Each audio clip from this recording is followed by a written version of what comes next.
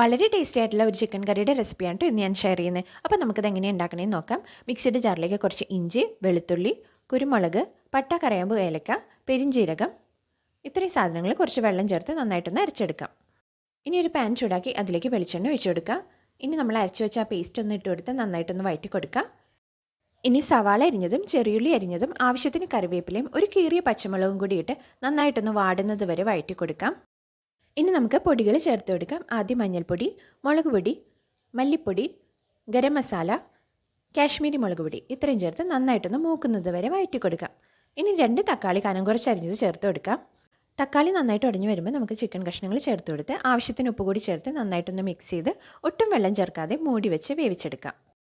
അപ്പോൾ ചിക്കൻ ഇവിടെ നന്നായിട്ട് വെന്ത് വന്നിട്ടുണ്ട്. ഇനി നമുക്ക് കുറച്ച് ടൊമാറ്റോ സോസ് ചേർത്ത് നന്നായിട്ടൊന്ന് മിക്സ് ചെയ്ത് 2 മിനിറ്റ് കുക്ക് ചെയ്ത ശേഷം ഫ്ലെയിം ഓഫ് ചെയ്യാം. അപ്പോൾ നമ്മുടെ ടേസ്റ്റി ആയിട്ടുള്ള ചിക്കൻ കറി റെഡി ആയിട്ടുണ്ട്. Thanks for watching. ബൈ.